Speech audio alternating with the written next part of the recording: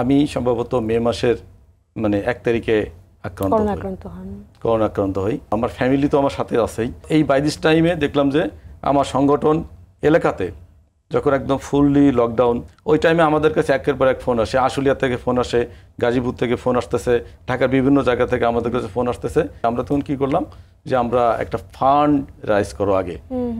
আমাদের তো ফান্ড আসলেই অ্যাভেলেবিলিটি সীমাবদ্ধতা। ওই ফান্ডের সময় করোনাকালীন সময় আপনারা জানেন যে যতটা পারছে তারটা গোছাই নিয়ে কিন্তু ঘরে তো উঠছে একদমই। এই সময় সে কেউ খরচ করতে চায়ও নাই। বাট আমরা ওই টাইমে মানে আমাদের সংগঠন থেকে আমরা 2 লাখ টাকার প্লাস আমাদের এই করলাম আগে করে আমরা আমাদের সাতক্ষীরাতে যখন ওখানে প্রচুর মাস্ক অক্সিজেনের সমস্যা, আমরা একটা অক্সিজেন সিলিন্ডার কিনে আমরা এখান থেকে ঢাকা থেকে ওটা আমাদের লোক দিয়ে পাঠাই এবং অক্সিজেন সিলিন্ডার তখন কিন্তু পাওয়া যাচ্ছে না। 100+ যে মানুষ বিভিন্ন জায়গায় আমরা খাবার প্যাকেট করে এবং কে বেরোচ্ছে না, কিন্তু আমাদের এরাই সংগঠন থেকে আমি সুস্থ হলাম। সুস্থ হওয়ার পরে আমি নিজেও ওদের সাথে সে আশুলিয়াতে খাবার দিতে গেছি, শুধুমাত্র না পুরো বাংলাদেশ এইভাবে অবস্থায়। এবং কক্সবাজার থেকে আমার এক পরিচিত সে বলতেছে যে ভাই আমরা তো এতে আটকায় আছি, এখন আমরা কি করতে পারি, আমাদের বাসায় 6 দিনের খাবার নাই।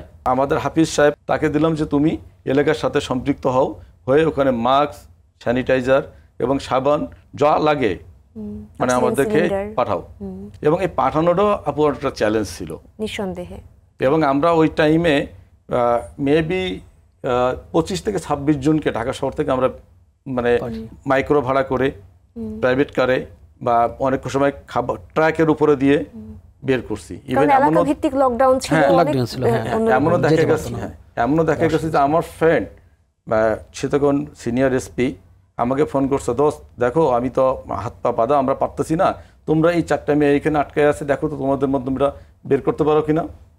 পরে আমি কি করলাম, আমি ওই রাত্রে বেরোয় আমার সভাপতিকে বললাম, তখন আমি সিনিয়র সভাপতিকে বললাম যে সভাপতি সাহেব এই ঘটনা একটু ওখানে যেতে হবে। কোথায়? তো বললো যে এতে এই সম্ভবত গাজীপুরের একটা কাছে। আমরা ওখানে গাজীপুর ওদেরকে বললাম যে আপনারা আসেন, আমরা একটা বের করে পাঠাই আপনাদেরকে। ওরা বললে আমরা আসতেও পারতেছি না, আমাদের এখান থেকে বেরোবো সে অবস্থান আমাদের নাই। পরে আমাদের 2 ছোট ভাই গাজীপুরে থাকে, তাদেরকে বের করে এনে, এটা অনেক চ্যালেঞ্জ ছিল, তাদেরকে এনে একটা মাইক্রো ভাড়া করে এবং ঢাকা থেকে সাতক্ষীরা পর্যন্ত পৌঁছাতে প্রত্যেকটা জায়গায় আমাদেরকে পরিচয়পত্র দিতে হয়েছে।